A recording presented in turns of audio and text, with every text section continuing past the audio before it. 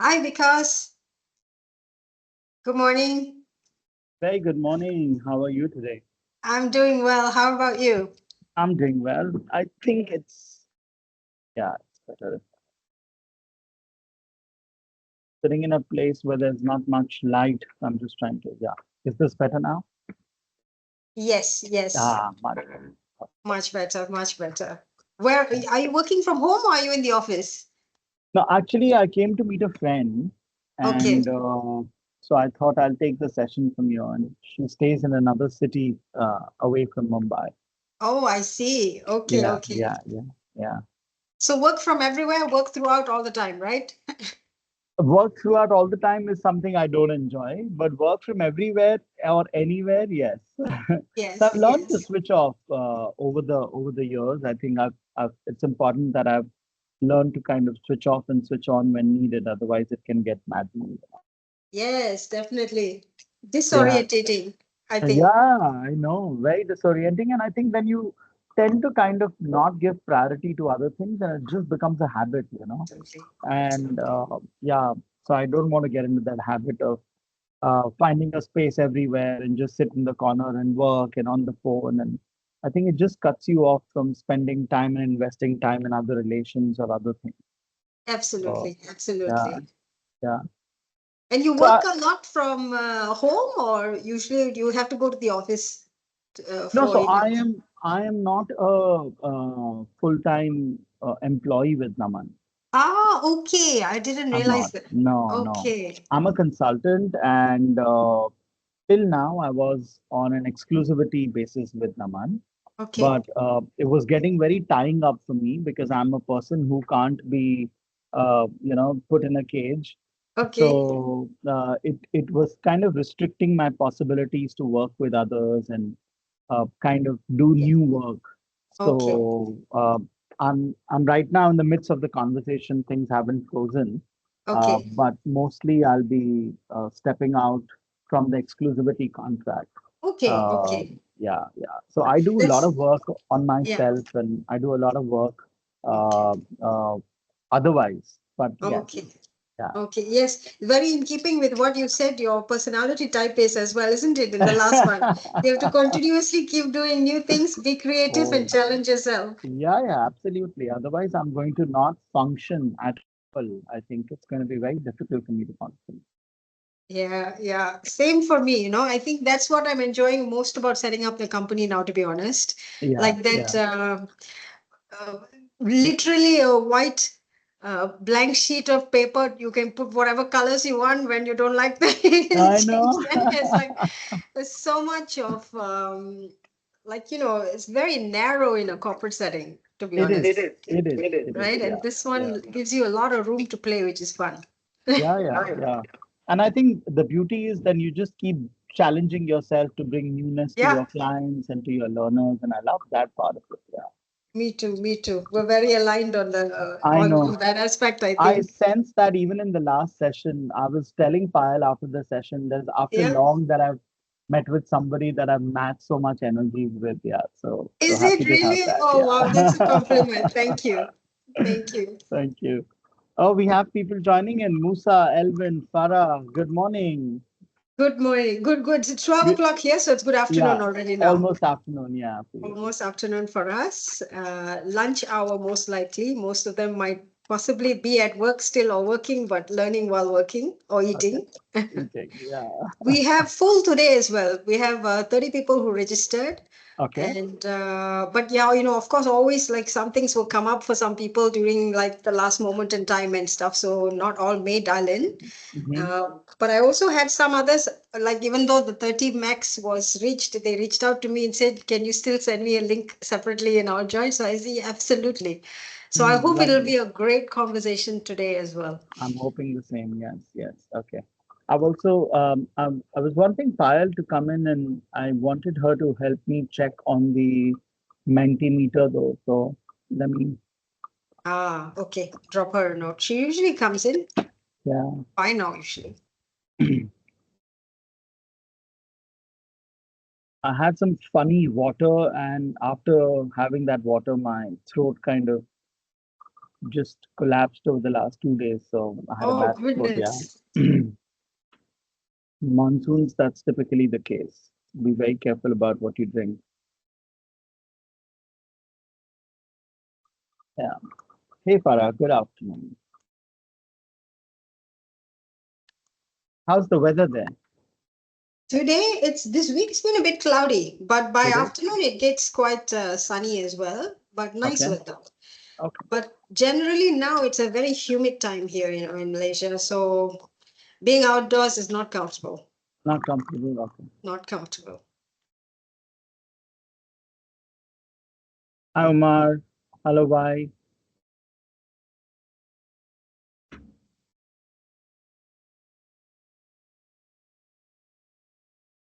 There was a little document that I had created, which I had Yes. asked. So Yes. that's floated around to everybody, right? 2 days ago, I sent Okay. it through WhatsApp to all the participants who have registered.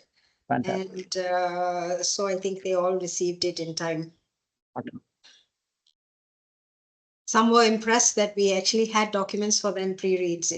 So Yeah. Okay. Nice. well done. Very nice, very nice. No, I love that. Actually, even the last one Yeah. where you had a worksheet, Mm-hmm. I think that goes a long way in making sure that what is taught in the session doesn't get forgotten, No. No. and to really guide that change of behavior as people want something to refer to. So Yeah. absolutely wonderful that you have those. Yeah. No, I agree. In fact, yesterday I was in the graduation for one of the cohorts we are doing for a European company. Mm, And one of the feedback, and this was again happening through another partner, mm, and I kept insisting that please send participants the manuals after the program, a short snippet of the key slides. yes. And that didn't happen for whatever reasons. And that was Mm, the exact feedback that was shared, that mm, some kind of manual, some kind of a reference guide would have really helped us to, kind of even reiterate what we've learned even months later. yeah. I think it stays Yes, with you. Yeah. absolutely. Even for myself, like, the corporate trainings I had, like till today, like 10 years ago or 5 years ago's trainings, those worksheets, I still go back to refer to them. Because And they're like, very helpful. Yeah. yes, they, And they like the and systems thinking, yeah, yeah. And you know, what you did that time with the worksheet and how you look at it today is so different different, at times. Yeah. totally different. I enjoy that. So like, Yeah. that's actually the true value. The Yeah. document you take home True. and the methodology that you can apply whenever later on, that's Mm-hmm. That's precious. really, yeah, yeah. Hi, Payal. Good morning. Good morning, Payal. How are you? Hi, good morning. I'm good. Very How good are both morning. of you doing? Very good. Good. Payal, your only till your mouth, I can see the camera can Oh, be okay. adjusted. Yeah.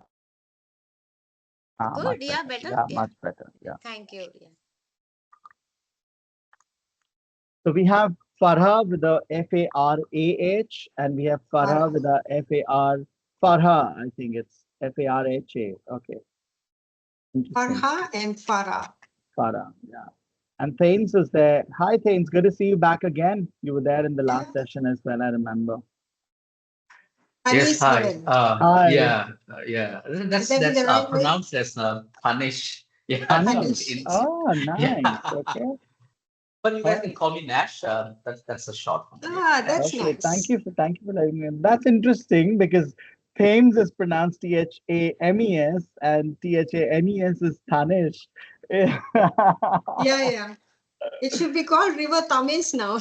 Okay, yeah, I know. Moving forward in London. I know.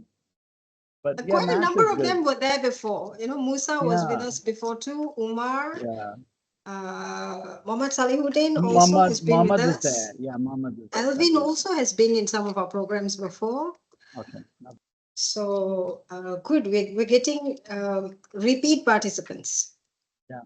But I think for me, there is no you can never say enough is enough. Absolutely. You can never say enough is enough. And I think the ones who invest, like some of them even coming back, I Yeah. think you automatically land up growing more in the way you look at things than the ones who probably would just be there or do nothing on may not take the time to attend it. So I Yeah. think it's your commitment and you invest in it and you definitely reap benefits of it. Good. I think we'll give it about 2, 3 more minutes. Yeah, it's 12:02, so literally like 2 minutes since official start. Maybe Yeah. we'll just give it 1 or 2 minutes more. There are already 11 people on, 12. Sure. So I think they will slowly start coming in as well. Sure, sure.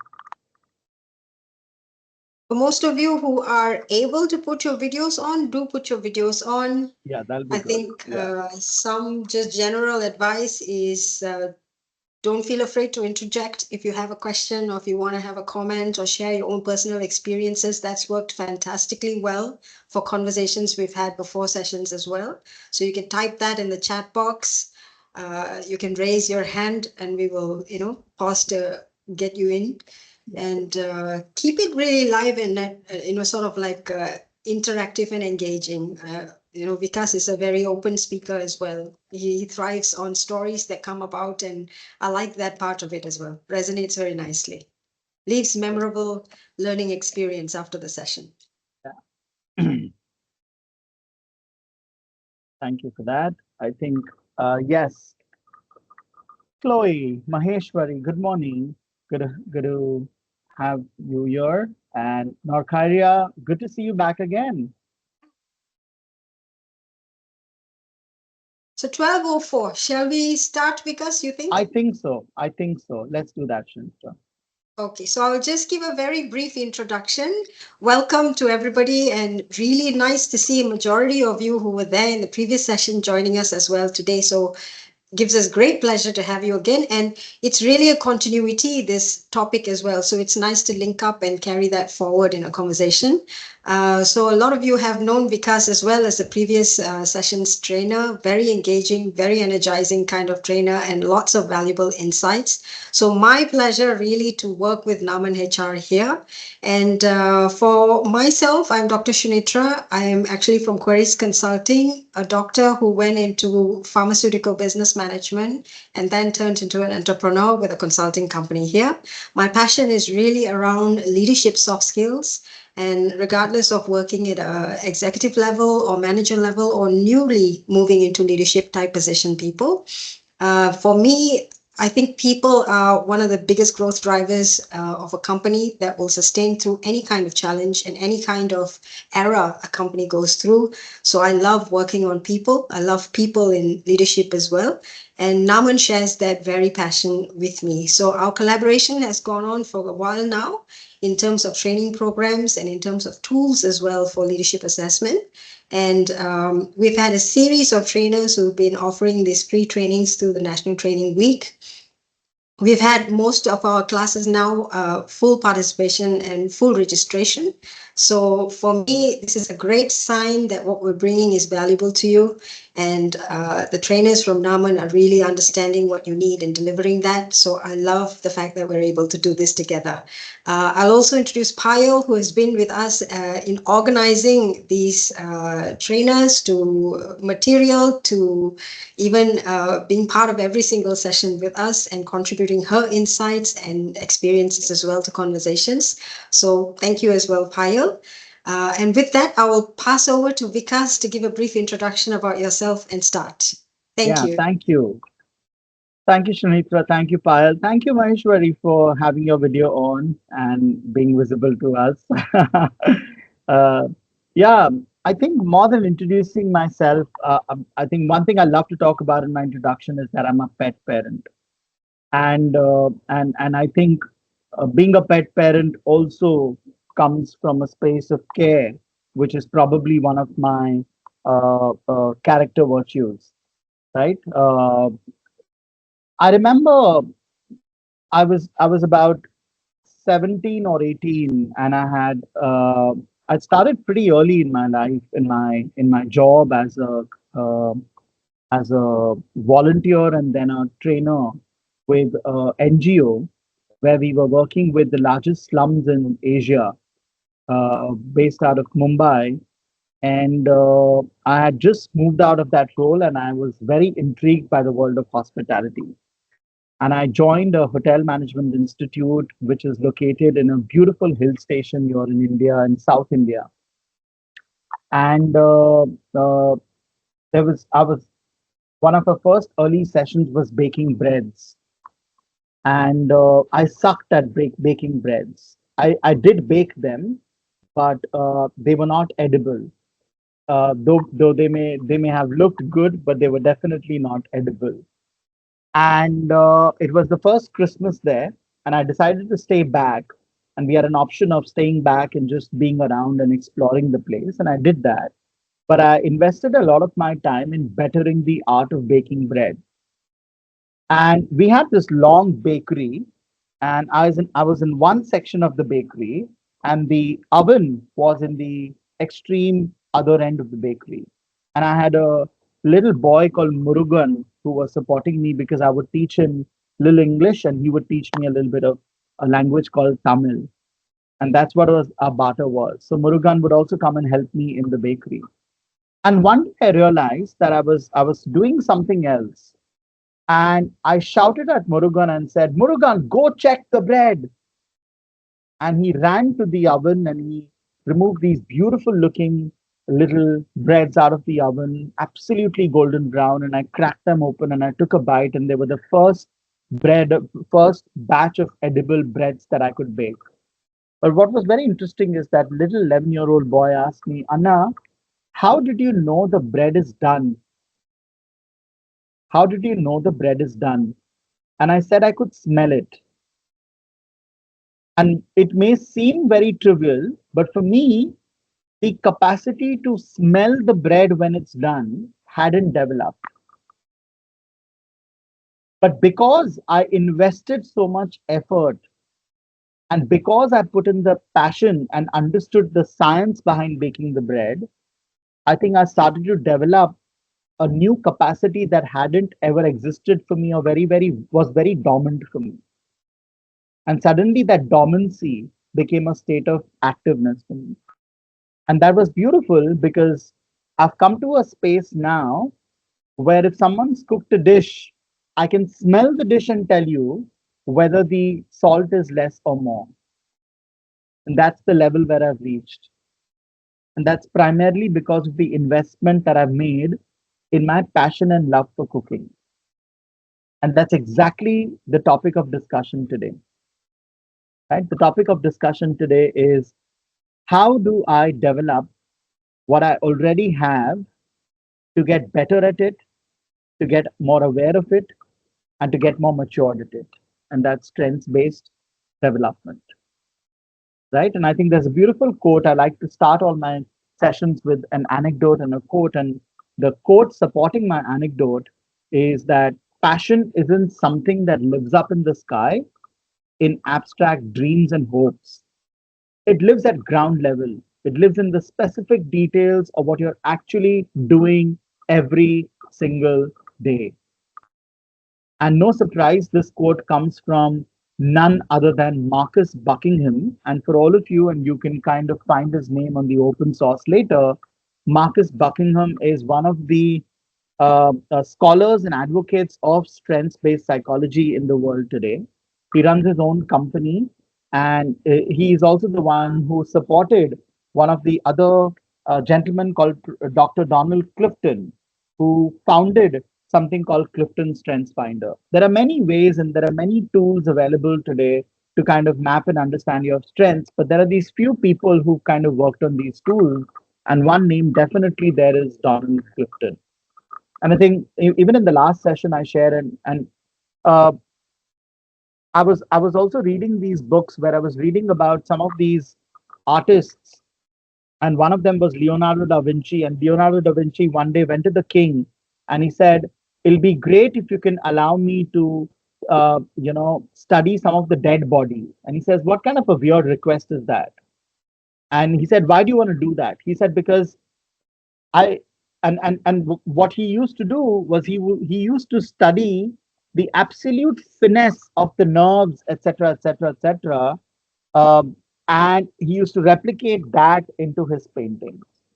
So I think this quote is a reminder of that it's not really just your vision, but it's what you do every single day, and the god is in the details, and what you do there, and how do you bring your passion to everything that you do, whether it's cooking for your family, whether it's just watching TV together, whether it's playing football with your friends or kids, or whether it's just making a presentation, or whether it is supporting a new team member to learn a process, whatever it could be, how do you bring what you like into what you do every day? And I think that's the crux of strengths-based development. So I, Professor Vikas Agarwal, and a very, very strong advocate of the strengths philosophy over the last 29 years that I've been doing workshops and coachings and mentorings and setting up even school systems using strengths. And one of my visions is to bring strengths into the school curriculum early on back here in India and gradually spread it to the world. Uh, I would like to talk about three things today. One, maybe, so of course, I think Shinitra has been kind enough to stay to kind of set the tone already. So stay visible as much as you can. Use your audio or chat, contribute actively. You don't need my permission to ask questions. So please put in questions in the chat, or you could unmute and just ask questions. And each of us could have a different pace and a need for learning. So whatever I'm covering, if I'm too fast or if I'm not being able to meet your need, you have absolute right to unmute or put it in the chat and say, because this is not making sense to me. Because can you give me an example? Or because here's a challenge that I have. What are your views around it? And I'll be more than happy to kind of pause what I'm doing and kind of respect what you've brought to the table. Yeah. And everybody's views are welcome. And if any distractions, dogs, pets, parents, noises, anything in the background, more than welcome. Let it become a part of the experience, right? So please create distractions, is what I would say. Only thing is, I want your 100% commitment to this cause here today, right? Are you with me, everybody? Can I just get a yes, a thumbs up, a heart, or whatever uh, or virtually, or just a yes on the chat is good. Or my participants generally say, I, Captain." So even that is good enough. Okay. We're All seeing right. a lot of thumbs go up. Yes, I do see that. Thank you. Okay, do make notes is again going to be my suggestion, because note making is really a nice way to kind of remember things even after you concluded the workshop, and even after weeks you can refer back to your notes. Also, a quick reminder, there was already an inventory of 24 character strengths that was sent to you. I will be talking a little bit about it, but it'll be great if you would have already gone through that inventory and identified some of your strengths that speak to you very clearly. I am going to share a frame with you, which is also going to help you to kind of clutter and declutter and kind of see which strength could be more like me. And that frame is a critical frame, not from just from a perspective of knowing your strengths, but also from a perspective of understanding other people's strengths, because you're going to be working with others as well, right? So I will let you know when I come to that frame. Yes, Maheshwari, please go ahead. Guys, Uh, just yeah, uh, hi. So, quick ref check. Are you talking about the PDF which was shared by Sunitra? yes, yes. Okay, perfect. Yeah, Yeah, that would thanks. have a visual description, a symbolic description of the 24 Yes. character So, virtues, yeah, and yeah, of course.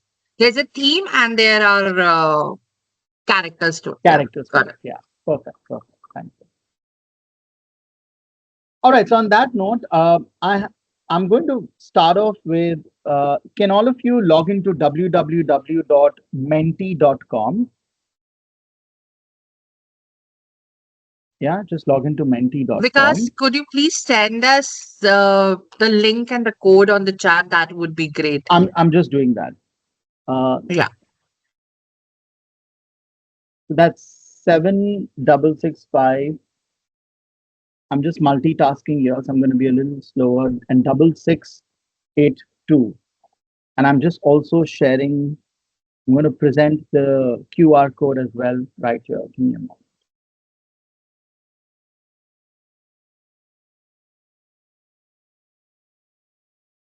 One, two, yeah.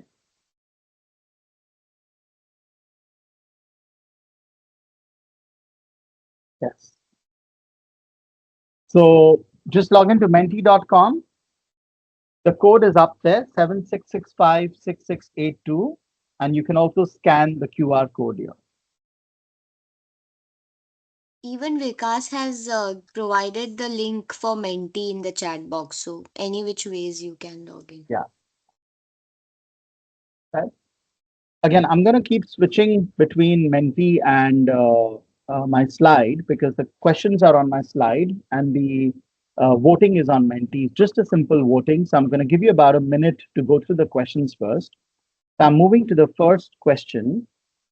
And the first question here is, there are three profiles, three personas. Okay. Right. There are three personas and these are three presenters. Presenter A, and Payal, if you can just take a snapshot of this and just put it in the chat as well. So when I move to Menti, people can refer to it. Presenter A only gets negative feedback from the manager and is asked to improve work on your weakness. Presenter B gets negative feedback when needed, but also gets appreciative feedback as well. Yeah, and presenter C gets reinforcing feedback, which means reinforcing feedback is feedback about things you did well, and I'd like you to continue to do that. And while giving the reinforcing feedback, there's also a reminder of what strengths did that presenter display. Also gets constructive feedback to manage the weak areas. And besides that, the manager also provides opportunities to present, which is matching the strengths of the presenter. Okay, so these are the three data points for the three presenters. And my question, therefore, and I'm just launching the Menti now, is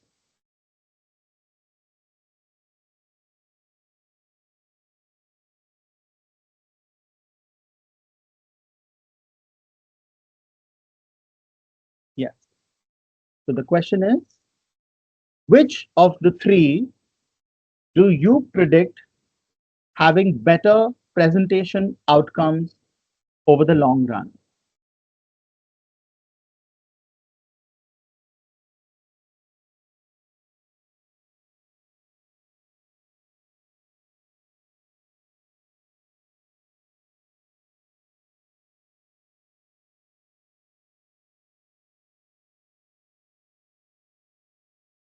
I'm going to give it about a few minutes. I think we have all of them answered here. So one said B and 7 have said C. Okay. Anyone wants to share either in the chat or you could unmute and share. Why did you pick the option that you picked? Whatever option you picked. Why do you think it's B and or why do you think it's C?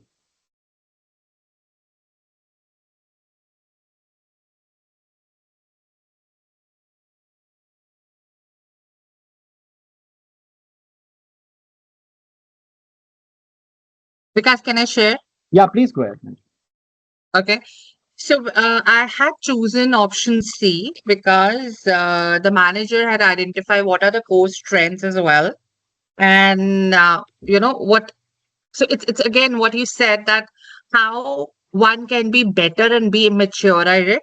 So there were the opportunities so that the person can really uh, grab the opportunities and work on the strengths. So that's the purpose I had chosen C. Yeah, bang on. Lovely. And anytime somebody Thanks. says something which kind of immediately resonates with my heart, I have a little ritual. I do a wawa, wawa, wawa for them. So that's a wawa for you. Yeah. And for Thanks. everybody, thank you.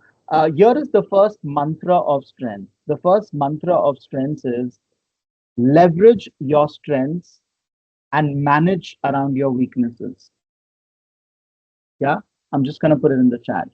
Leverage on your strengths and manage around your weaknesses.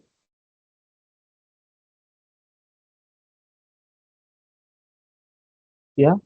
Uh, So the strengths-based because philosophy. Yeah, Maheshwari. sorry, I'm No, interrupting you no, no, here. no. That's all right. So when you said weaknesses, okay, I strike slightly differ from it. Okay. Because, coming with the experience exposure, it's when we call as a weakness, okay? It's something which is a development area for Yeah. us, Yeah. okay? Yeah. So instead of weakness, I would reiterate that we can start calling this as a development area Sure. Sure. because this helps what you just mentioned, the different perception, Yeah. okay? Yeah. People take it more positively that, Positive. hey, this Yeah. is, yeah. Yeah. Yeah. Yeah.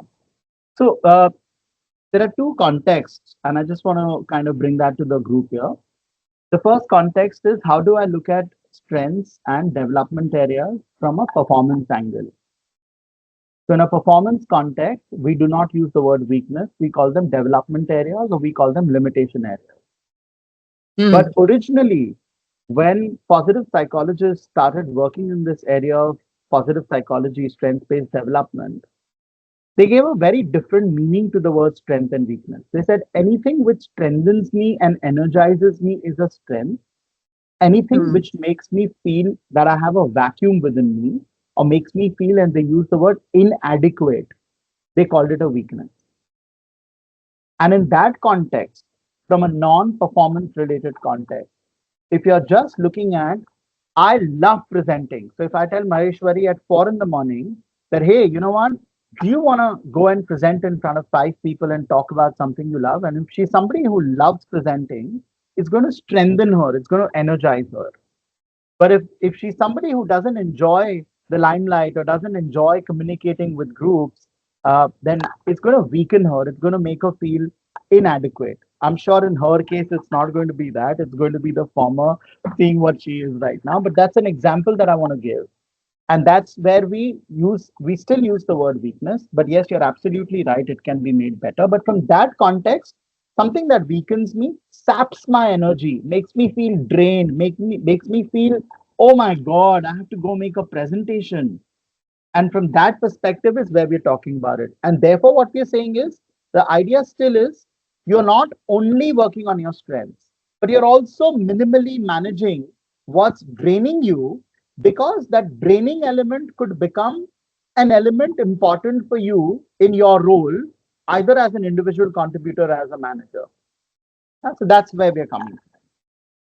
Because this is very interesting when you spoke about the positive psychology, inadequate in me. Okay. I was Mm. just in the morning, I happened to read a quote which said, I hate the other person because what he has, I do not have. Yeah, yeah. It's like Sunday morning sitting in the church and praying to Jesus, oh Jesus, thank you for everything that you've given to me. And please burn the coat of this lady sitting on the right because I envy it. Yeah. So, okay. Right. I'm moving to the second question now, everybody. And here's the second question. And the second question, I'm going to first show you the question again, and I'll go back to the Mentimeter. And this is a situation of two managers. Okay. So now moving from presenters to managers. Manager A, great visionary, plans to lead a project influencing people towards that vision, delegates tasks according to people's comfort, right? Delegates tasks according to people's comfort. Manager B, great process disciplinarian, not as visionary, plans to lead the project through clarity of tasks and outcomes, delegates tasks according to people's strengths. Okay. Pile, if you can put these, just a snapshot of this in the chat, please. Yeah, I'll do that. Yeah. Yeah. And here is your mentee question now.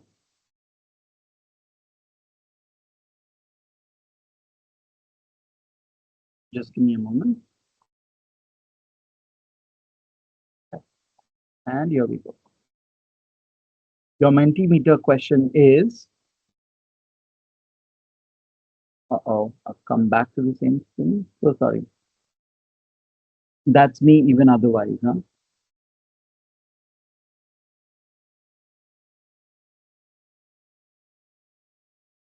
Yeah. Have-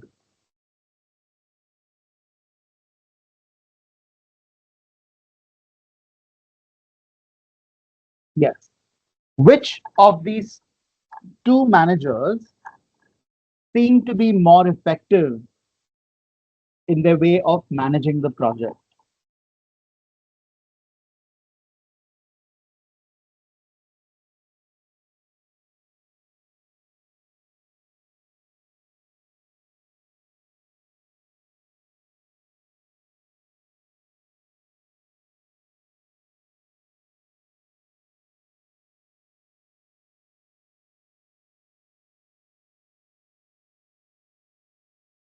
Right. So most people have responded as manager B, and that's okay. 7 people have responded as manager B. Nobody, sorry, manager A, nobody's going for you. But isn't it ironical that generally we see that somebody who's visionary is a better leader, and somebody who's more about process and just getting outcomes is not such a strong leader, and we've still given our votes for manager B. What's the reason there? Could I just again anybody feel free to just share with me, either in the chat or you can unmute and share.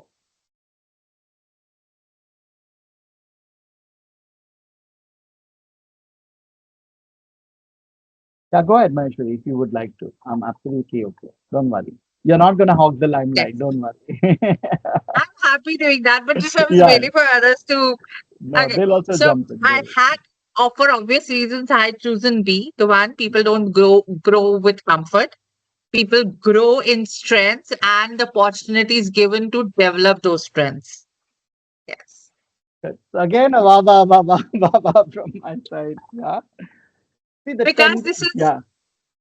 this is very interesting. When you say wow, I happen to attend certain workshops.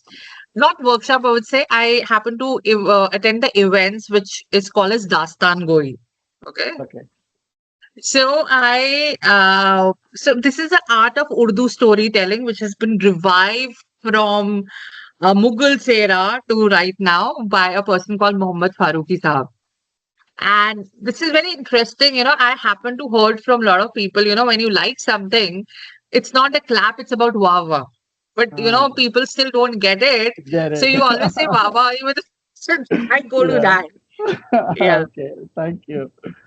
Yeah, So, welcome. so, so I think the idea here is that a lot of us in our minds have attributed positive attributes to certain words and not so positive attributes to certain words.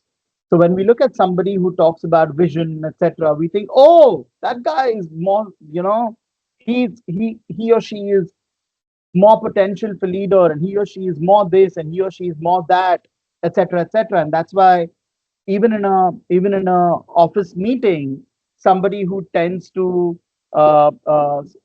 speak more, or somebody who tends to be able to create this fancy presentations lands up getting more eyes than somebody who's doing even better but is not able to kind of put their work out there, right? So that's one myth that I'd like to break for you from this question, that strength is not about how much you uh, uh, strength is about authenticity. So I think I'll keep that as a key word there. Second important thing, and that's the second mantra coming in from this statement. And mantra number two is that a strengths based leader, and please listen carefully, and I'm putting it in the chat, does not what is liked by the team, but what is necessary for the team. A strengths based leader does not what is liked by the team, but what is necessary for the team. And that's why you're proactively contributing with your strengths towards looking at the larger team benefit and value, and not necessarily just being liked by your team members. So I think that's where you're challenging the conventional ways of leadership. Yeah? And these are the two questions. There's a third one, but I'm not going to put up the Mentimeter here. I'm just going to put up a quick open discussion on this, and then we'll move ahead because I'm also looking at time. And my third question here is, there are two salespeople. One is an exceptional individual contributor, wants to become a people manager, looking for feedback timely on suggestions and mentoring to get to her aspirations, driven by constant need for learning and questioning. Yeah, and salesperson B, excellent individual contributor, okay, wants to become an ace contributor, constantly looking for feedback to fix her weaknesses, driven by constant need for approval and validation. Which of these two salespeople do you foresee having a higher probability of reaching professional success?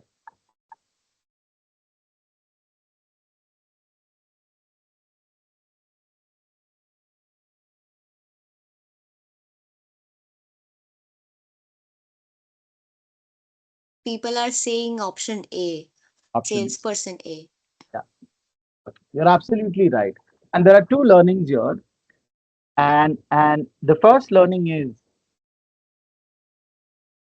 whenever you're using your strengths, you do not need permission from anybody to use your strength. You don't need validation, you don't need approval. And that's the beauty of strength. You keep putting it to test, you keep trying it out, and you keep getting feedback on how people reacted to when you use your strength. Like, for example, I know that I love bringing things to the table which makes people feel good about themselves. And when I started training, I used to do this Vava as a ritual. And a lot of my friends said, "Really, you're going to make CEOs and senior leaders do this kind of a stupid thing?" I said, "Yeah, because stupidity is brings you back to your childlike state. And I want people to be in their childlike state when they're learning and move to an adult-like state when needed." Right? And I did it because I believed in it. So I think strength is a lot about your belief and conviction. It is not just about your skills and competence. And that's important for all of us to remember. And secondly, when you're using when you're looking at feedback for strengths, you're looking at feedback specifically on not just what you probably missed out on doing or what you didn't do or what you did wrong. You're also asking feedback on what you did right. What value did you create? So somebody next time tells you, "Hey, good job done," ask them, "Can you tell me more specifically what was the good part about what I did?" Right? And you'll definitely get some information there. You'll definitely get some inputs there. In fact, I welcome you after the program, and one of your post work of the program could become where you look at your character strengths and you take any one of your character strengths and go and interview three people that you know and ask them on how do they see that strength in you, where have they experienced that strength in you, right? That's what I would really welcome you to. So strengths based feedback instead of development based feedback is what I'd like you to welcome you to do, right? So on that note, I now want to have a conversation basis those three questions. What is the difference between the same two people working in the same two team or leading the same two teams, or same two parents or neighbors, whatever it could be, two chess players, to cricketers, to athletes, to trainers. One driven by a very high strength focus and one driven by a very high deficit focus. What's the difference there? And there are five key differences. And I'd like you to make keywords to note them down. And then I'll pause and see if you have questions for me. Because The there is first, a question on the chat, though, maybe yeah, just before we yeah, dive into sure. that one from Sure. Farah, where she says, but in real life, why does this happen, sir? We're choosing manager A. I suppose it's going back to that question where there is a visionary manager who actually thrives through selecting comfort And is it because our perception always leans towards that kind of people? So I suppose it's a little bit around how managers get chosen to be managers. Yeah, yeah, yeah. No, that's true. I'm not able to funnily, yeah, but in real life, why does that happen? Farah, you can call me by my name, so that's fine. And is it because of a perception always leans towards that kind of people? I think it's a combination of a couple of things. One is uh, definitely our own perception, right, Farah, is because somewhere we've gotten ourselves conditioned to saying that somebody who's visionary has more leadership and somebody who's not has less leadership. I know of a lady, and I was coaching her on her strengths using another medium, not the character strengths. And she was head legal with a pharma company called Roche Pharmaceuticals. And I said, is it okay if I sit through some of your meetings and some of your conversations? So I sat through one or two interviews, I sat through one or two meetings, and then I started the coaching process. And we were talking about a particular aspect, but I asked her a question. Do you think you operate with a bias for with people who have good English? And she got offended. And she said, what do you mean? How can you make that statement? You're my coach. You need to be in my favor, and etc. I said, I'm just wanting to ask a simple question. Is it a yes or a no?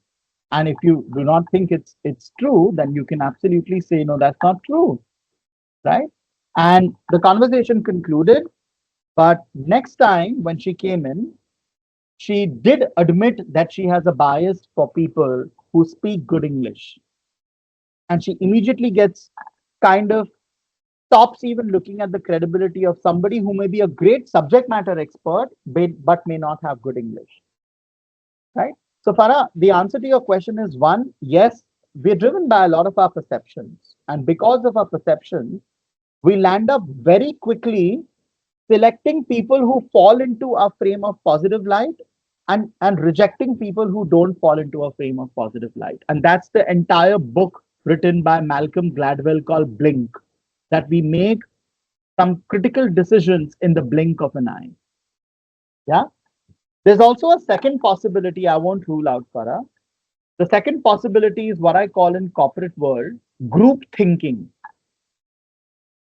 If there are 10 people in a room, and if let's say I'm looking at Omar and Norkhairia to get promoted, because Umar has landed up creating more networking with those 10 people, 8 out of 10 don't even see what Umar has done, but straight away say, no, I think Umar should, be promoted.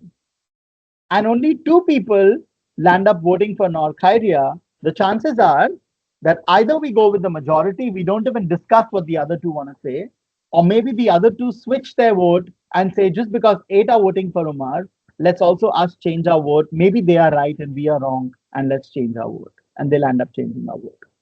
So I think classically these are 2 reasons. One is the visionary, one is the perceptions that we create by, and we start considering our perceptions as reality. We are not willing to question and challenge our perceptions.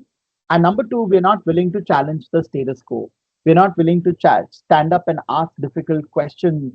And we get into a space what I call pseudo harmony, artificial harmony. Just saying yes for the sake of saying yes, or not even wanting to say no to certain things. Right. So these are my thoughts, Farah. Does that does that kind of give you some thoughts, or you've given me a thumbs up there? Okay, so on that note, I was talking about the 5 aspects. So the first aspect is core focus. For a strengths-based person, or for a strengths-based leader, for a strengths-based professional, what do you think is the core focus? What's the heart of a strengths-based person, and what's the heart of a deficit-based mindset of person? When I'm saying person, I'm not saying person as a whole. I'm saying the orientation of a person to develop that pattern of looking at more at deficits and develop that pattern of looking at more at strengths. You can't have an absolute 100 out of 100 with a strengths-based person and an absolute 100 out of 100 with a deficit-based person.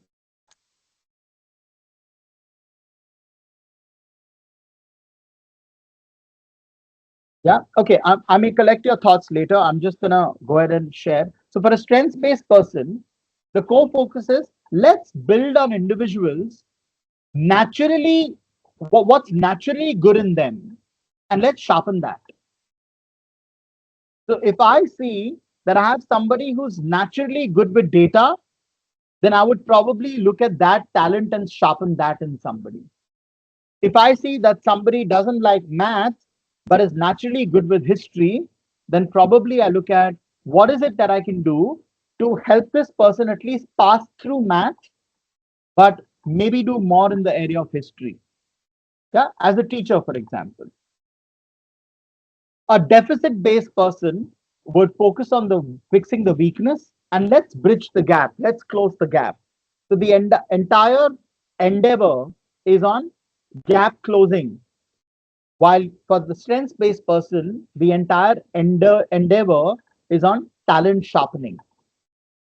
Right? So talent sharpening and gap closing. The second aspect here is mindset. Right? The mindset of a strengths person will be an abundance mindset. There's enough for everybody. Everybody has potential. Just because I'm not seeing potential in somebody does not mean they don't have potential. Right? But the deficit-based person would operate more from a scarcity mindset, assuming that either a few people only have potential, or also assuming that people lack potential and they need to be corrected. In fact, the word need is very minimal. They would use words like they should be corrected, they must be controlled. Have you heard these statements from leaders? These Gen Zs must be taught discipline, right? Etc. etc. Right? Poor performers should be removed from the system. They're going and sitting and they're on a strike there. Yeah. So there's an abundance mindset, there's a scarcity mindset. So right, we've seen two things right now: talent sharpener, gap fixer. Second, abundance mindset, scarcity mindset. Third, right, strengths-based people are motivated by energy and engagement, while deficit-based mindset would be more driven by inadequacy and, like I said, fixing. So when I say you did not do this in the presentation, yes, your team member may take the feedback, but your team member may go out with the feeling of there's something still lacking in me. But when I give the feedback to the team member saying, hey Farah, these three things that you did in the presentation were fantastic, and I'd like you to continue them. This is one area where I think you could improve for the next time. Right? The chances of the presenter walking out of that room feeling a little more energized and feeling wanting to still do the next presentation is much higher with that kind of feedback. Right? So your communication, your method of interaction, your method of feedback is more energizing and engaging. You're more sensitive there, while your method here is more demotivating and lacking. In fact, this is an area where Dr. Imoto Masaru did a lot of study and wrote a book on the life in water. And he took droplets of water and he put them in small bottles, and he just labeled those bottles as, for example, he labeled one bottle as pity, he labeled one bottle as horrible, he labeled one bottle as peace, he labeled one bottle with love. And after years, the same water droplets were minutely observed under the microscope, and to his surprise and shock, I would say, the crystal properties of the water droplets completely changed depending on the labels.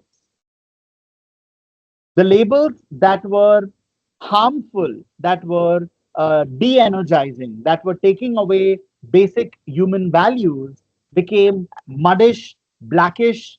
They lost their crystal properties. while some of these labels, especially the label of love and prayer, had almost diamond-like properties that started developing in them. And as a second level, he started exposing these water droplets to music. And he had Buddhist music and church music to certain water droplets. And he had very, very heavy metal music. And he had, these very, very depressive music that was going on. And he also saw how that impacted the crystal properties of water droplets.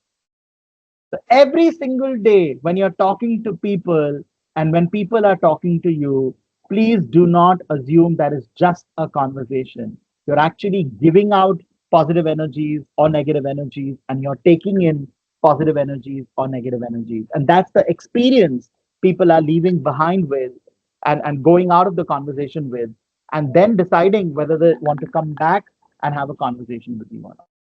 Right? And that is how strengths-based, deficit-based works in every single day. Every single day. Yeah.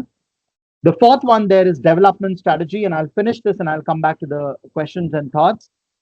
A strengths-based leader, for example, a manager who's got a team of 5, let's say, the development strategy, and if that manager is driven more by the strengths-based approach, his or her development strategy would be, let's look at what's working in the team. Let's look at the individual talents in the team, and let me delegate according to that so that they can grow faster and they can go deeper in their performance. They can have a better understanding of their performance, right? So I think the idea here is a strengths-based leader is going to co-create the journey. I'm not alone accountable. You're not alone accountable. Let's co-create the journey. Let me help you better understand your performance. And why don't you help me to contributely make suggestions, to proactively contribute by making suggestions to what we can do better as a team. While for a deficit-based leader, it'll be let's at least come to the bare minimum acceptable level so that we have a job. And that's the difference between thriving and surviving. Yeah, thriving and surviving. So development strategy for strengths based is thriving, and development strategy in deficit based is surviving. And we also saw this during COVID, right? There were companies who did 10x business that they'd never done in the last 20 years during COVID because they looked at COVID as a opportunity. And there were companies who just didn't do anything, and their entire focus was just let's survive enough to give salaries to people. And they didn't look at those opportunities. They got blinded to those opportunities, right? And last but not the least, the outcomes that a strengths-based manager individual would focus it's not about how much I do, but it's about who I become. And therefore, the focus is on developing self-worth, uniqueness, that you are unique. Let's see how you stand out. And how do you become a better benchmark for yourself? So your competition is not the external world, your competition is you. That's the outcomes you're expecting with a strengths-based focus. You're expecting the person to develop, not just the task to happen. While in a deficit-based development, there is very little concern about how did the person develop, what did the person learn. It's more about did you fix your weaknesses and did you get enough supervision from the leader and did you at least do what you were expected to do as results? Did you get your bare minimum results? That's the focus with the deficit-based development. Yeah. So I'm going to pause here, and I think I have questions now. So I'm just going to go in that order, and I have some thoughts there as well. I see hands up. So yes, Maheshwari, I think I'll start with you, and then there's yeah. So, Vikas, when you mentioned about, what is the difference between playing with strength and when you are working with other mindset. So the typical example which we see is Sachin Tendulkar and Vinod Kambli. Yeah. Okay. So how Sachin survived and thrived on the strength, and whereas when we look at Vinod Kambli, so he was always looking for the validations. So, yeah. So I think, we see where Sachin is today and where is Kambli today. Yeah. I think yes, that could be one very good example. And I think in another context, There's also Roger Federer, and I think there was another gentleman, I don't remember the name, equally good tennis player. But one biggest difference is that Roger Federer believed in practice and the other person didn't. Roger player was humble to the audiences, the other person seemed arrogant to the audiences, and so on and so forth. So it's again going back to not just your strengths, but even your character of who you are, in the presence Mm. of others, and what starts to happen to you when you start to taste success. And Yes. what are the things you're doing others aren't, which is leading you to the success. For example, the practice part, right? So whether any sports Mm. person would say that I'm going to practice, it's like it's my real event. And when you practice like it's a real event, it you're putting in the same amount of effort you would put in for the actual event. For example, like I know I've done this program 500 times, 1,000 times, but even today I got up at 7 in the morning, went through the slides, went through my content, and saw what I'm supposed to do, not so that it keeps me grounded as a facilitator, and those are the things that matter. Yeah. So I think thank you, Maheshwari, for sharing that. I think Muhammad, you wanted to share something. I saw your audio go on and off.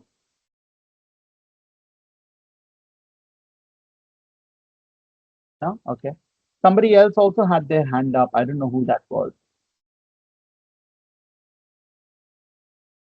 Okay.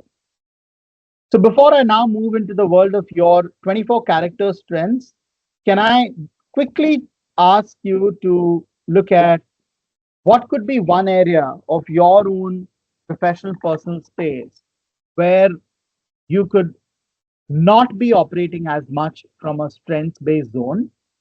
I'm not saying you could be operating more from a deficit based zone. Now, that is the second possibility. So, one is you realize that in certain areas of my working or my life, I am operating from a deficit based zone and I want to gradually transition to a strengths based zone. That could be one reflection for you. The second reflection could be that in any of these aspects, you realize you're not in the deficit zone, but you're not definitely not doing enough in the strength zone. And you want to bring more awareness, more focus, more efforts into the strength zone. So, can you pick one reflection for yourself basis what we discussed on this slide?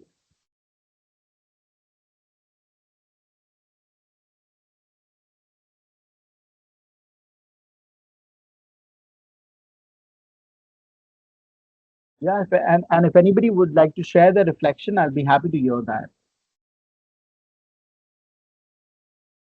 I welcome you to share your reflection.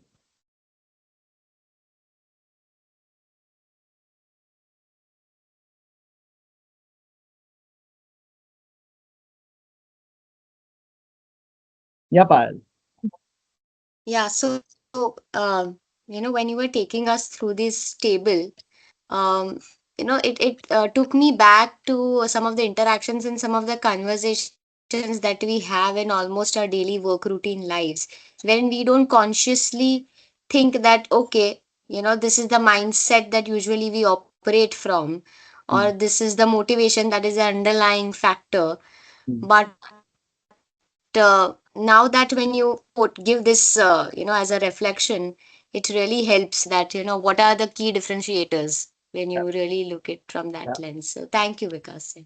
Thank you, Payal. Thank you for sharing as well. And then every single moment is an area for you to reflect on, right? I remember when my mom was there, there was one, she was shouting at this, something, broke in the kitchen. And she, sitting in the hall, she shouted, "What did you break?" And I immediately looked at my mom and said, "Mom, that wasn't intentional, I'm sure." She said, "Oh, now you're going to train me." I said, "No, I'm sincerely looking at wanting you to reflect on the language you're using." And next time something again similar happened, and she was again about to shout. And now this time she looked at me, and instead of saying, "What did you break?" she this time changed and say, "What broke?" See the difference? What did you break and what broke? World of a difference. Same situation, same context, two different questions, making a huge level of difference to the person. Yeah. So I really welcome you to become more aware of this. And on that note, I have a small video that I'd like to share. Allow me to just check on the audio. And this is Marcus Buckingham, the quote that was shared in the beginning, a quick 3-minute video on him talking about the strengths-based development. Ladies and gentlemen, Marcus Buckingham.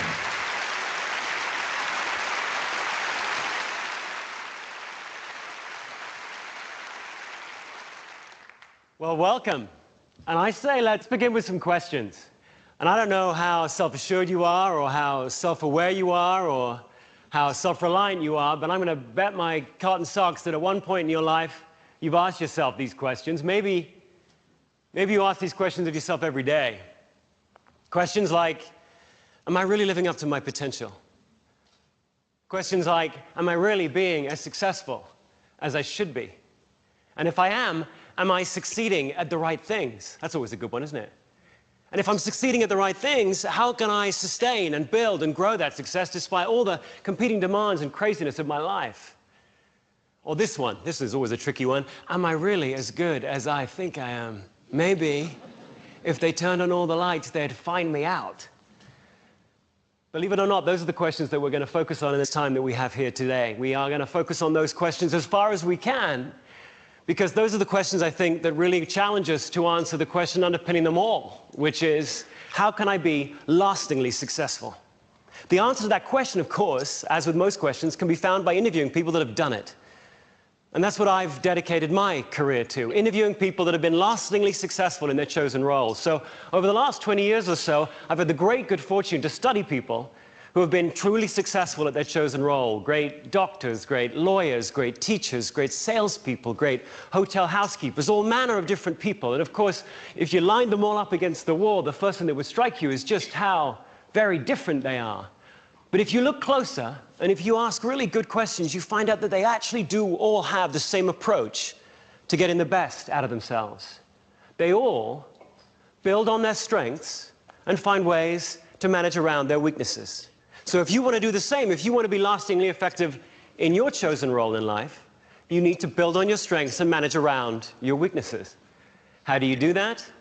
Well, frankly, the detail of that is the focus for this next book, Go Put Your Strengths to Work. But in simple terms, what it really means is, well, if you take a chap like me, growing up, I was always that kid who would ask questions like, well, why do we do it that way? Couldn't we do it this way? Shouldn't we do it that way? Why do we do it that way? Let's do it this way. Why do we do it that way? So I was annoying. No, but that's a strength, right? You could call that inquisitiveness or strategic thinking. On the flip side, I was terrible at confrontation, just terrible at it. I'm one of those people where the angrier I get, the less articulate I get. Now, you may be different. You may be one of those people where the angrier you get, the more articulate you get. As you find yourself getting perhaps more and more emotional, your brain gets clearer and colder as it hands you just one perfect word after another. You really are annoying. No, it's not annoying, but for me, I mean, that's a weakness of mine. So build on strengths and manage around the weakness simply for me means deliberately put yourself in situations, Marcus, where you can play to that inquisitiveness, refine it, focus it, and then find ways to manage around the fact that you're not very confrontational. That's all that means. And I realize as I describe it that way, it just sounds so crushingly obvious. You've got to wonder why anyone would ever try to live a life in any other way. And yet you look around you, and you'll see that most of us don't choose to live our lives that way. Yeah, so beautiful. Any quick thoughts there? Anybody? Yeah, most of us don't choose to live our lives that way. And that's what I see, and that's what saddens me at times, and that's what also energizes me at times, that whenever I do a strengths-based workshop or a coaching, there's a difference that I'm making to that one person who's now leaving the room saying, oh, this isn't me, and I don't need validation to be me anymore. And I think that's so fulfilling for me. Yeah, Maheshwari. Little, I don't know, something strived on the thought. Okay, let's differ. Uh, I just want to understand from you, when it comes to marriage, why people don't get married to each other based on the strengths one has. I think because there could be two reasons in my view. one could be because we're not, even otherwise in our lives, we're not tuned to kind of looking at each other's strengths. And therefore, there are other factors that come into play. There's like you said, there's a part of me that's not complete, and somebody has something that's completing that part of me, and I immediately get swayed by it, and I get lured by it, and I'm looking at that becoming the most beautiful thing of my life, and I'm saying, let's get married. And then I realize, oh, this is not going to work out, right? But I'm also seeing today, and I'm saying this out of experience, because my immediate family member, far off family member, owns a company called Shadi.com, and I'm helping him with a lot of these behavioral sciences that are needed for him to set up his algorithms. And one of the things that I'm seeing is that people today are also becoming more aware of investing a little more time, getting to know each other's compatibility areas and how we can fill in for each other, and then making certain conscious choices. But would that even still guarantee that you sustain the marriage successfully over years? The answer is no. So I think the parameter of marriage today is changing from how many years are we married to how happy are we in each other's presence, how much are we celebrating each other's presence, and that also is kind of changing. So that's the way I'm looking at it. But you'll be surprised that out of 10 coachings I do in a month, I have at least 3 coachings with couples wanting to better their relationships, and I'm using strengths as a tool for having them open up and have conversations, and it's working magically. I'm obviously not guaranteeing them that they come back in their marriage, but I'm definitely helping them to kind of look at some bridges and how can they build those bridges and diminish the gap there. Yeah. So I'm moving now to the last part of today, and here are 2 things I would like to talk about. One, now that we've looked at what is the difference between deficit based and strengths based lens, we've also got some thoughts there. We did we kind of reflected on those 3 persona experiences, and we've heard it from Marcus Buckingham himself of how do you create lasting success for yourself. So now the question comes in, because all this is great, but how do I identify my strength? How do I know something is my strength and something is not, right? And here is where there are 5. So 2 important things. One, there's an equation of strengths, which is T multiplied by I is equal to S. That's the first thing you want to know, which means talent multiplied by investment is equal to strengths. Just having talent, just having potential, but not dedicatedly by design investing in that talent is not going to guarantee you strengths. So an example I'd like to give you of my own life. One of my top 5 character strengths is uh, love for human connection, right? Very early in my life, in fact, my first volunteership job, which was as a volunteer with an NGO, was also primarily because of the love for human connection. So I've always been that way, and it'll never change for me. And I said, if this is my strength, what is my talent there? And I realized that one of my talent is that I like expressing thoughts when I'm with people. I like having conversations, and I like sharing knowledge. And from working in hotels and hospitality and tourism, when I realized this talent, I started then proactively volunteering for opportunities, and that was my investment, where I could take up small trainings and I could develop new journeys. And little did I know that that proactive investment would get me competent enough to get into training and coaching people full time. So that is an example of how I identified one of my strengths, looked at that specific talent area within that strength, looked at ways of investing in it, and eventually converted that to my strength. So that's my expertise today. That's my calling today. But how did I identify this? And there are 5 clues through which you can identify your strengths or talents. The first clue, and I'd like you to write down these keywords only. The first clue is called yearning. And what does yearning mean? Yearning means there are 10 people in the room, and let's say I ask somebody, can someone paint this wall for me? And there's one of them who's picking up their hand because they have a magnetic attraction to doing that kind of an activity. And what is that activity? Creating something from scratch, painting a wall, painting my canvas, you know, and probably one of their character strengths could be awe for beauty. There's one character strength which is about that you're amazed by beauty, you're amazed by what you can create. Yeah, so the first clue to talent is yearning. The second clue to talent is what we call rapid learning. You're quick at grasping knowledge and concepts that are related to your strength in any context as compared to others. The rate at which you are able to learn new concepts related to your strengths is much faster and better than the others. So if somebody goes for a Power BI class and they love working with data and numbers, they love working with details, they land up learning those concepts faster than other concepts. Somebody who loves connecting with people will land up learning tools of leadership which are around people management better than tools of leadership which are about strategic thinking. Yeah, so rapid learning. The third clue to talent is what we call flow. Has it ever happened with you that you've done something and then somebody else walks up to you and says, oh my God, I'm so amazed. How the hell do you do it? You know, somebody came to your house and in a very short notice, you were able to make like 5 different dishes for everybody.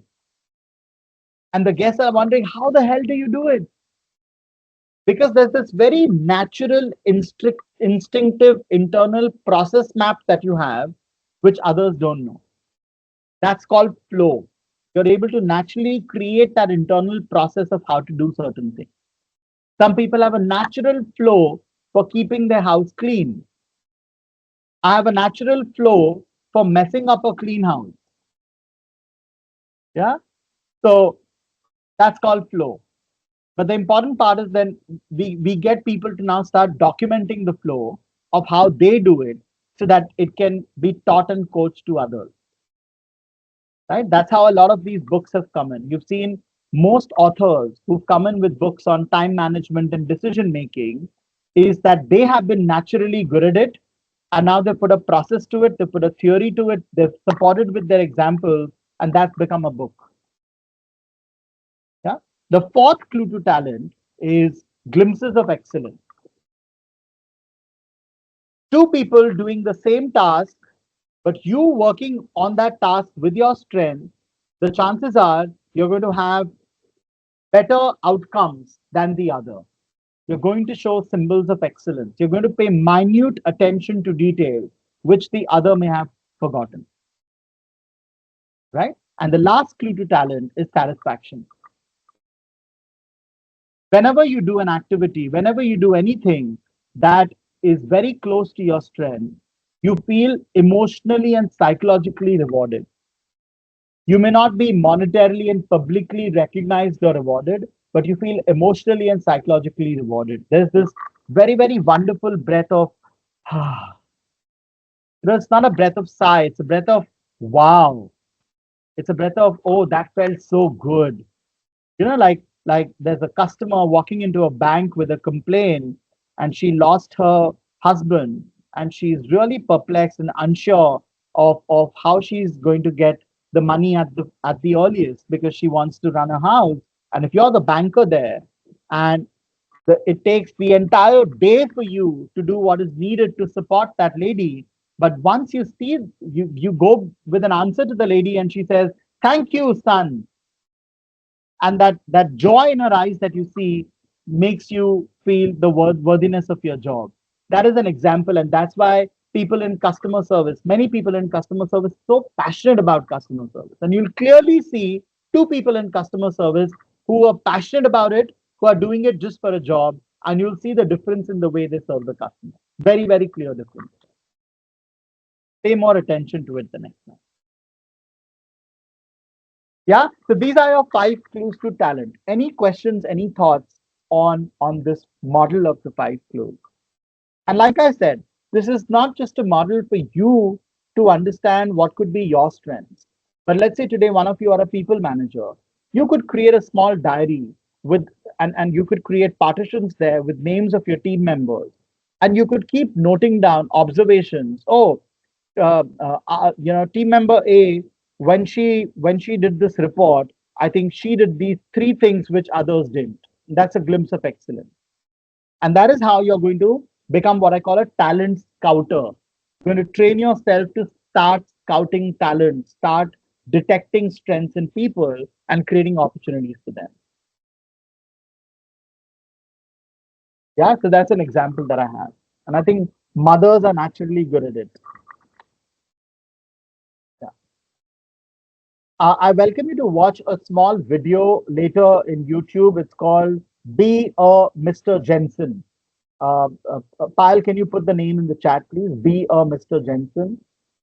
And this is a video of a drummer, and that's the real story. That's his real story. His name is Clint Pulver, and how he had a problem of tapping his fingers on the table as a kid, and everyone thought that was noise and distraction. But one of his teachers, Mr. Jensen, realized that that's not noise. That's we not being able to channelize his energy. And then he identified that maybe that tapping the finger continuously is a sign of drumming. And that's when he gifted him his first drumsticks. And there was no looking back. His entire school and college was paid off by drumming. And today he's the best drummer in the world. His name is Clint Pulver. And he talks about his story, Be a Mr. Jensen. Vikas, so it's Vikas, be a can you Mr. please Gentle? Jensen, Jensen. Jensen. Okay. Yeah, yeah. Sorry, Maheshwari, you were asking? I was just asking if you could put it in the text, that would be great.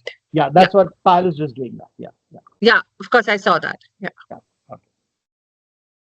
Right. So with the time that's left now, moving to the last part, and after that, I'm going to close the session. I have some book recommendations and 3 YouTube video recommendations, which are either TED videos or YouTube videos, which is for your self-learning.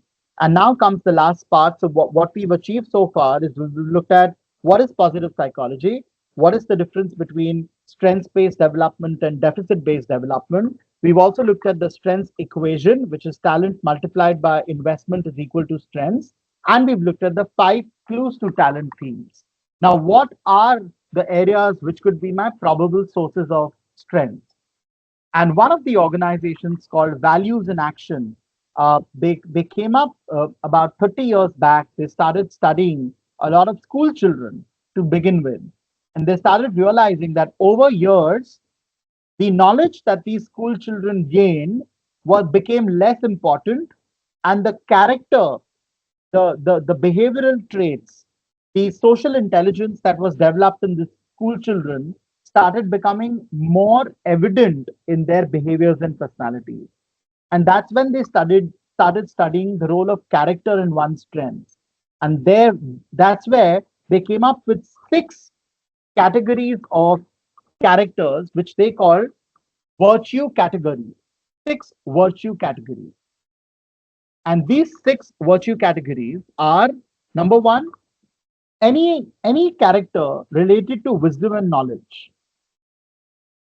Any of your cognitive strengths that help you to acquire knowledge, use knowledge creatively, relevantly, and timely is our character strengths in this category.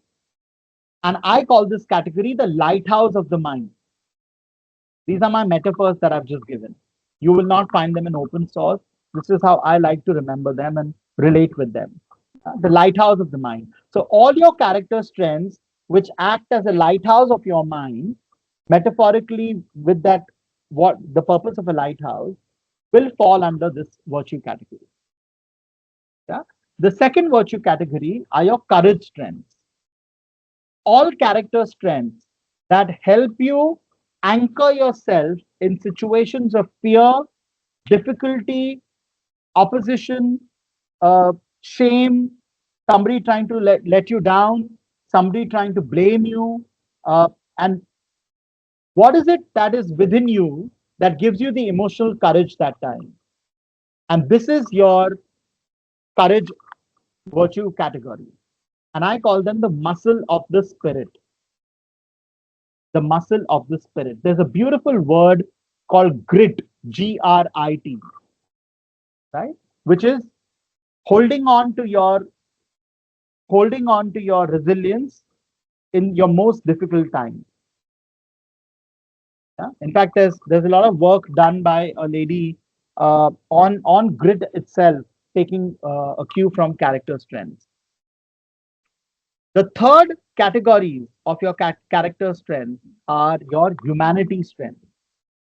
Any strength that helps you to support people, care for people, relate with people, and connect with people. And that's a space you enjoy. You thrive there when you're with people. Yeah? And I call this, my metaphor there is the hand that holds.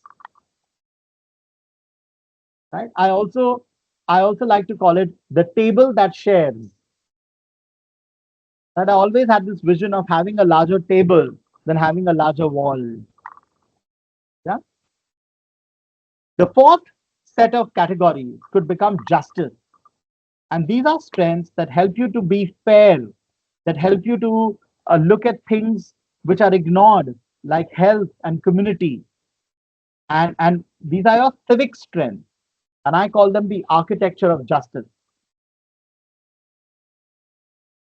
Right? So if you've ever spoken up for somebody else's right not being met, then that's probably something naturally instinctively one of your strengths.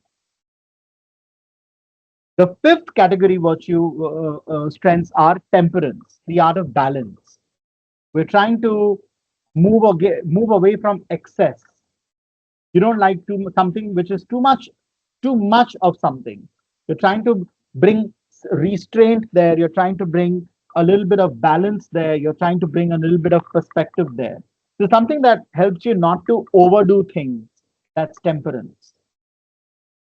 Yeah, it's your inner wisdom guiding you.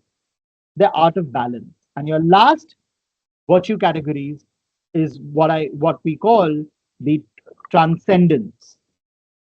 And these are strengths beyond just living every day. These are strengths that connect you to something larger than you, something which is adding more meaning to you, more purpose to you, more wonder to you. Like I know of a friend who put in half his savings to clean the beaches of Mumbai. Nobody's paying him back. Nobody's sponsoring him and funding him. He just started doing it all by himself. And then now there are thousands of people joining him, thousands of communities joining him.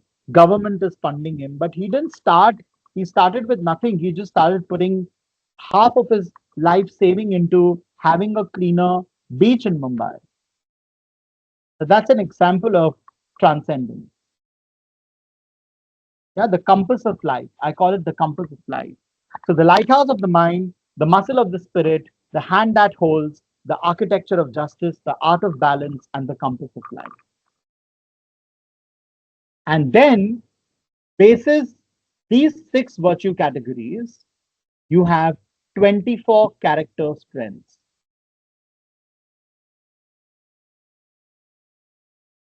Right? You have creativity, curiosity, judgment, love of learning, and perspective in the wisdom category. You have bravery, perseverance, honesty, and zest in the courage category. You have love, kindness, and social intelligence in the humanity category. You have teamwork, fairness, and leadership in the justice category. Forgiveness, humility, prudence, and self regulation in the temperance category. And you have appreciation of beauty and excellence. That's one of my top 5. Gratitude, hope, humor, and spirituality in the transcendence category. Okay, so why don't you pick up now your top 5 character strengths. Why don't I give you a minute? Write them down either in a circular order, connecting each other, or a linear order. Doesn't matter. Whatever seems more flowing for you. If you're a person who likes linearity, list them down in a linear order. But if you're a person who feels more that things are interconnected, then put them in a like a circle, like a wheel of life.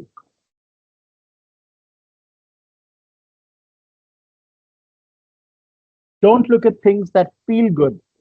Go back to your 5 clues. Is this something which is uh, for which I have a yearning? Is this something where I'm able to learn? I like learning more about it. Is this something where I show glimpses of excellence? Is this something where I have a natural internal process to do? And is this something where gives me a very, very high sense of satisfaction?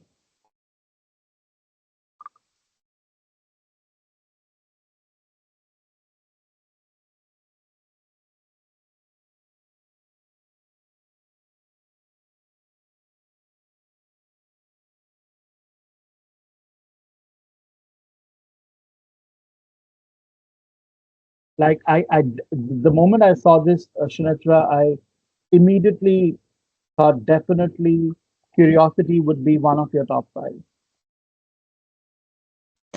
Absolutely. Yeah, and I was confused between curiosity and love of learning, but the more I look at you, I don't think it's more about mastering things, but it's more about the curiosity of things. So I'm sure about You love know, of the video curiosity. we saw earlier Yeah, about being annoying, asking why, yeah, that was me from the time I was young. My mother would complain about this. If she's late for anything, it was me holding her back with whys. yeah. Okay.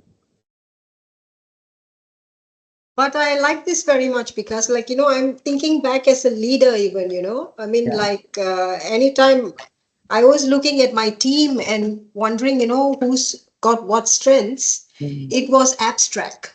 It was mm, very much driven by, okay, this person likes to talk a lot. She likes doing presentations. She likes the limelight. So her strength is in being visible mm, and giving mm, presentations and things like that.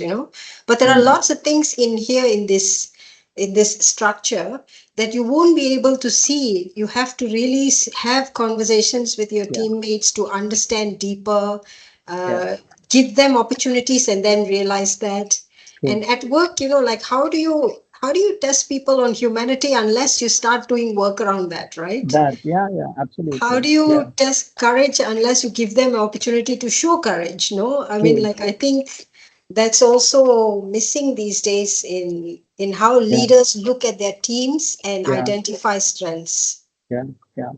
And I would extend the conversation not just for leaders, I would also extend the conversation in parenting. And in fact, now Absolutely. the latest book is strengths-based parenting as well. That's been launched by the Gallup. So I'm also looking at parenting, and I'm also looking at, for example, I have a son that I want him to show courage, Yeah. but I'm being overprotective of him and taking all his decisions myself, and I still want him to show courage without Yeah. knowing whether courage is really his natural strength or my demand on him Yeah. uh, to show courage. Yeah. Thank Fun you for that. fact, the Yeah. word querist for Querist Consulting is an inquirer. So that's Inquirer, the yeah, yeah. I googled it up the curiosity. same day. I googled it up. It's an I inquirer. did. Yeah, yeah, So that is absolutely strong. yeah. Thank you. Thank you. Pyle, you wanted to share something? Yeah, so my mom always tells me that why are you so much on the toes when you hear that somebody is not doing something fair with anybody? Why do you want to get into between? You know what bothers you? I mean, you say, but itna mat karo ki tumhara nahi hai. That space is not Yours. yours. You can't be so overwhelmed with that experience that it hampers you. But that's when I now think that there is a lot Fairness. of justice and that too fairness very Yeah, dominant in me. yeah, So now I'm able to yeah. But would that you, so the churning is question is, happening. would you be fair with for someone that you're not familiar with, or would you be fair for anybody? Anybody, Okay, anybody. then So it's that, fairness. Yeah. yeah, yeah, Because that's yeah, the same question that I asked to somebody who thought it was fairness, and then they realized, no, it's not fairness, it's actually teamwork. Because they would yeah, only yeah, voice out justice with people that were a part of their inner circle, not necessarily for anybody. So that could be a subtle yeah. difference in knowing which strength could be up your sleeve. Yeah, thank you. And because it should not be a blind spot as well, that Yeah, yeah, you can't be like so much that it hampers instead of bringing those strengths out, but it yeah, yeah. diminishes it. It then So diminishes yeah. it. Yeah, yeah. So I think one of the things I welcome you to do, and this is the last thing that I kind of want to put up, is you. So visualize this, yeah. You have a sheet of paper. You've listed your top five on one side of the paper, yeah. And on the other side, what you're doing for each of your top five, you're writing two words or phrases that best describe that character strength. Two words or phrases that best describe that character strength. That's step number one. Step number two is then you're saying, what is one thing I would like to do to put this character strength to more in use in my role? How do I want to create value or benefit by my character strength for me or my team? And the third thing you're doing there, very important question, while using my character strength, what is one thing I want to be a little more mindful of? Like Payal said, yeah, I don't want to overdo it in a manner where I take away the maturity of doing it. So I want to do it, but I also want to draw some healthy boundaries while doing it. So I'm not what we call in psychology playing the role of the rescuer. I'm not rescuing people of their strength to be able to do it by me landing up doing it for them. Right? I've given you an example to put that visual map into reality. And my own example is one of my other top five character strengths is perspective. So the two things that describe perspective for me is, hey Vikas, having perspective, you're able to one, connect the dots. You give me 10 different pieces of information and I can create a story around it. I'm very good at connecting the dots and I'm very good at creating a landscape view. I don't like or enjoy getting and jumping into details without having a big picture. So I'm very good at painting that big picture for me, for my clients, for my participants. That's a feedback also gotten in the past. Right? So these are my describers. Now, where do I want to put it more used to? I feel at times, because of the pressures of the consulting company that I'm working with, I am forced to not look at more solutions, more comprehensive solutions for my clients. I'm not able to give them better options. I'm only kind of dictated to only tell them, guide them here, don't guide them here. And I feel somewhere I'm not doing enough justice to my strengths, or I'm not creating value beyond what I'm told to do. And that is an area I'd like to put more use to it, more comprehensive solutions and options. Do I want to be mindful there? Absolutely. What do I want to be mindful about? I want to be mindful about not giving unnecessary advice or playing the rescuer. I don't want to take over their problems. I want to be a part of providing the solutions. Yeah, that's the idea.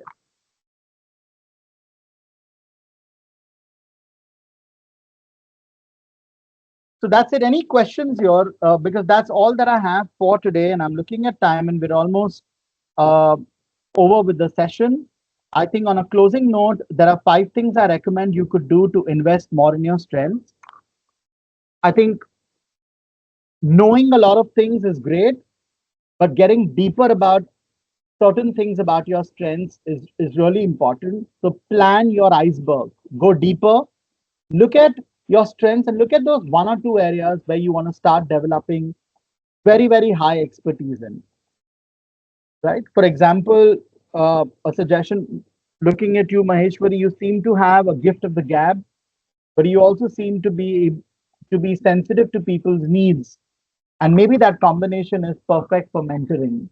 And maybe you start developing more iceberg knowledge about what it takes to be a mentor, what are the certain tools and models of mentoring that'll help you to be more a more objective and a more giving mentor, but also drawing your boundaries of how much you want to give in that mentoring. Uh, so Vikas, thanks for this also. I had been mentoring a lot of people as Okay. well. So way back, it was like when people used to connect with me, hey, I'm doing this particular session. What is your thought of it? Okay, and I was like simply da, da, da, da, okay, this is the way you would do it. Okay, but then I realized that it is building pressure on me. Hmm. Okay, so later I changed a bit. I said, okay, what is the need of doing this session? What kind of people? Why you want to learn this? What is the purpose of doing this? Ah, I started asking those questions. And then, that engagement became very enriching. yeah, yeah. And not as draining then, not as draining. Yes, Yeah, yeah, yes. yeah. And I think on another note, thank you for sharing that. I also think that Para, I feel that you have the courage to voice out unpopular questions. And again, look at if that is a strength you want to leverage, but is there also something you want to be mindful about when you want to do that? Not that you are not mindful of it, but especially when you're doing it with senior leaders or when you're doing it with people who may not have enough credibility attached in their mind about you, how can you be a little more mindful doing that? How can you be a little more crafty doing that? Yeah. So these are just a few observations that I picked up from the ones who've been interacting. A second suggestion would be exchange feedback on your strengths. Take feedback also and give feedback also, specifically about when you see people's strengths. Proactively contribute with your strengths, test it out, see what it's bringing to you, use that feedback to get better in situations. The number four there is, of course, mentoring others and coaching others on their strengths is I think highly blissful and blissful. So I would welcome you to do that. And lastly, I always believe there's nothing called free lunches. So if you have a strength and if you can put an economic engine to it, you can put a price tag to it, you can sell it, you can create a secondary pipeline through your hobby, for example, do that. But don't do it for free because people don't value free, right? Even if it means bare minimum for you to take out the expenses you've incurred in that, take those expenses, but still try and see if you can put an economic engine to it. Because then you're marrying what you love with what you get paid for. I think that's a great way of looking at it, right? That's it. And I love what Maya Angelou says, do the best you can until you know better. And then when you know better, do better. So happy doing better. I hope this was helpful. These are four books that I've read and I've really loved and enjoyed about strength. The classical book is Strengths Finder 2.0. This is not the character strength. This is another Clifton Strengths Finder. If you buy this book from Amazon, they also give you a code through which you can get to know your own top five strengths from the 34. Soar with Your Strengths is another one. Six Types of Working Geniuses. This is Patrick Lencioni talks about team contribution and how the six different types of team members and how each one of them bring their own strengths to the table. And there's this book of Nine Lies About Work, which Marcus Buckingham talks about how a lot of times we work, but there are these lies that we are operating by which don't allow us to give our full to our work. And there are three YouTube video links as well. And all of this is going to be sent to Shanitra, and Shanitra will pass it on to you. These YouTube video links are mostly TED Talks on different people who have worked in the area of strengths. They're about anywhere between 8 minutes and 18 minutes. One video is not a TED Talk, it is something my own calling, which is how strengths are used to heal autism or old age, loneliness, death, etc., and how social care is being reformed by strength. Right, so that's just an area. Patient centricity is using a lot of strengths today. Yeah, so that's another area. So that's it from my side. I welcome you to fill the feedback, and I'm right here now. If you have any questions for me, any thoughts, anything you want to share with me, what you liked about the session, any feedback you want to give to me right here, or if you want to seek clarity in any of these areas, here is your chance. And if it's okay, I'll pass it back to you, Dr. Shmitza. Thank you very much, Vikas.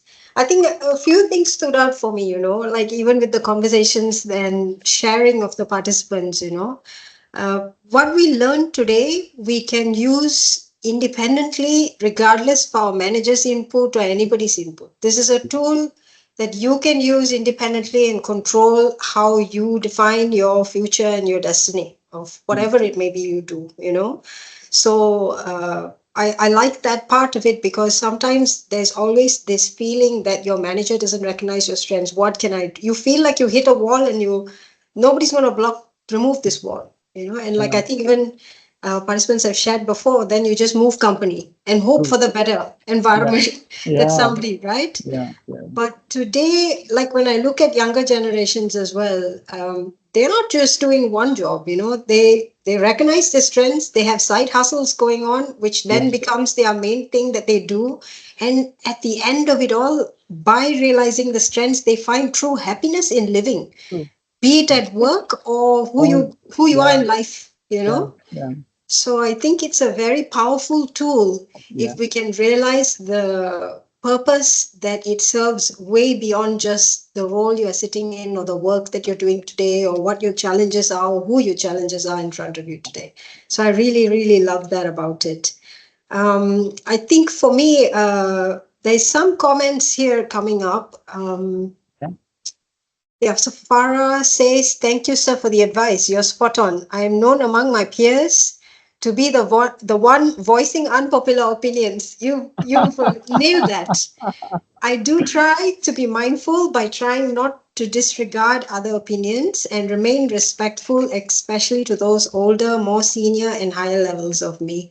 Such deep awareness, Yeah, actually. beautiful. Yeah. Thank you, Karan. Yeah, And beautiful. Chloe also has a question. I realize I, some inner strengths yet to be yeah. discovered sometimes through assumptions. Yeah, good question. Hmm. Uh, I think, Chloe, there'll always be first impressions. And there are two things now. One is with whatever first impression has been made, what was the favorable part within that first impression and what was the not so favorable part within that first impression? If you have a chance of going back and getting some data there, that could be a good starting point, right? Second possibility is forget about the impression that was made and ask now, what are the kind of first impressions I'd like to start making? And that's when I start aiming my strengths in that direction. I I'm going to go in for this meeting, and when I walk out of the meeting, I want to be known for somebody who was good at answering the questions, concise in the communication, had a structured presentation. These are three things I want to be known for in that meeting. So now, can I design my experience of that meeting basis the first impressions I'd like to create?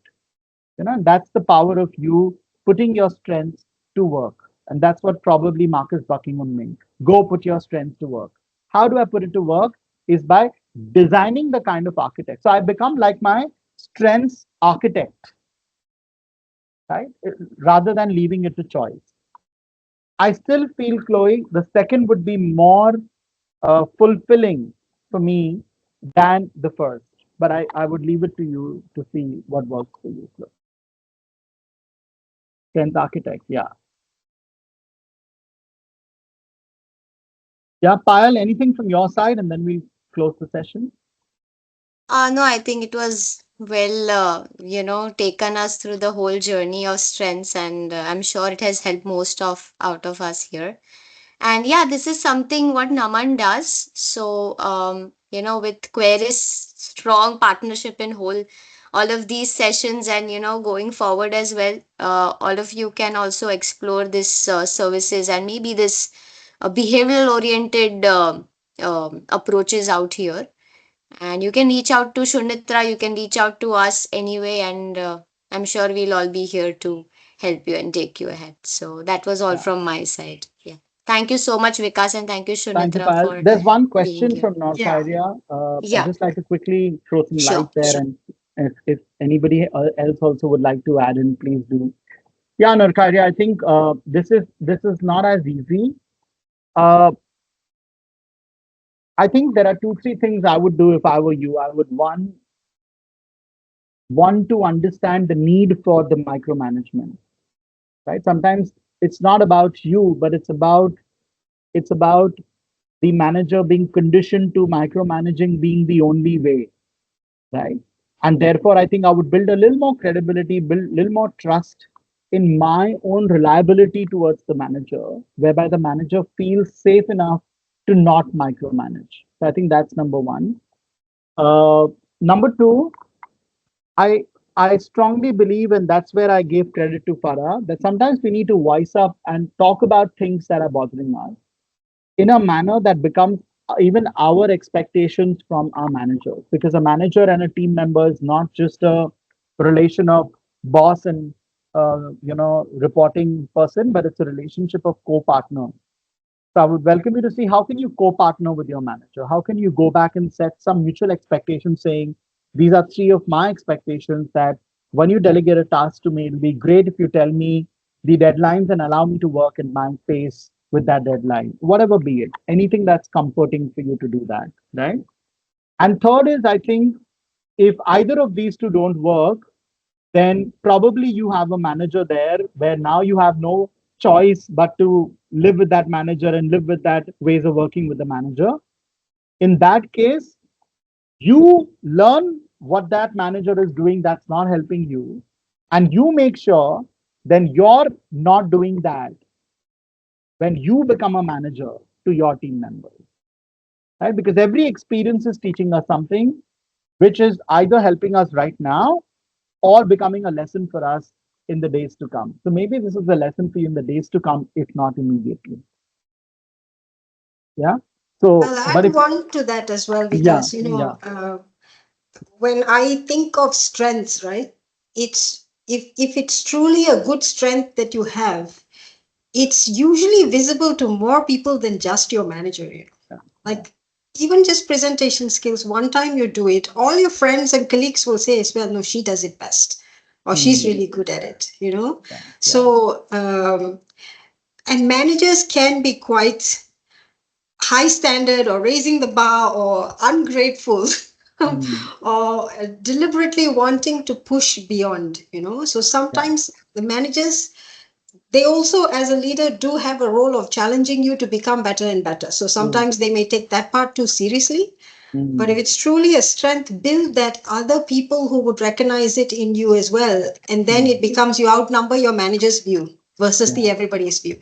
yeah, yeah. I think in the last session you used the phrase for it, right? Insurance, some Yeah. insurance, you said. Yes. Build your visibility insurance with more Yeah, people. Network with with more people. stakeholders Yeah, around the office who would speak up to your strengths yeah, against anybody else who denies it, you yeah, know. yeah. Maybe you won't land a promotion, but at Mm, least you will be motivated that no other people recognize it. Even though recognize it. you Yeah, may think it's not my strength, other people recognize it. And I think that's yeah, also a form of validation and for you to actually take charge and lead with your strengths. yeah, yeah. I remember a lady with Thomson Reuters, and she never got appreciated. She would do really good, and her boss would say, "Hmm." That was very Yeah, demotivating for her, yeah, and she never spoke up about it to her boss. But now she is managing a team of two, and that time it didn't make sense to her during the training. But yeah, now when she is managing a team, and for the right reasons, every time her team member puts in an effort, she makes it a point to kind of notice it and appreciate it. And then yeah, she messaged me the other day. She said, because when you made that statement to me, it sounded very philosophical. But now yeah, I realize the value of that statement. I couldn't change my manager then, but at yeah. least I've learned what not to do from that manager so that I Absolutely. don't do that with my team members. Absolutely. Yeah, yeah. I think the people on Thank this you. call will make very good managers, though. I would They have, vouch for that. yeah, they come with the right mindset. They have seen what not to do. I think, Yeah, you'll really definitely have your mind in the right place and your yeah, priorities for growth in the right place. So yeah, I think and there's a lot more people who are expressing gratitude. True, sir. We can choose to end the cycle. Thank you both. Appreciate it much. So I think we've come to a very nice way to close the meeting and end it yeah. with a lot of people having some value, and I hope it opens solutions for you in the past, in the future, from whatever it may be that you're facing right now or in the past. And with that, do keep in touch. We still have more programs coming up. Actually, for July, we have 3 more programs coming up. So do sign up for those as well. Look forward to seeing you more. And you have myself, Vikas, Thanks, Nauman, Anna. Querist, as Yeah. always, to reach out to if you need something, you want to have more questions, you want to have more support. So from us, we wish you all a very good rest of the day and Yeah. a Thank you. very successful time ahead. Thank Thank you, you very everybody. much. God bless. Take care, everybody. Thank you. Thanks, Vikas and Thanks so Payal. much, Mitra. See you back again sometime. Bye, See you again Maheshwari. Thank you. sometime. Bye, Chloe. Bye, Thank you, Bye. Mohammed. Vikas. Farah. Thank you, Thank you. everybody. Bye-bye. Bye. Thank you all. Bye. Bye. Bye. Bye. Bye. Bye.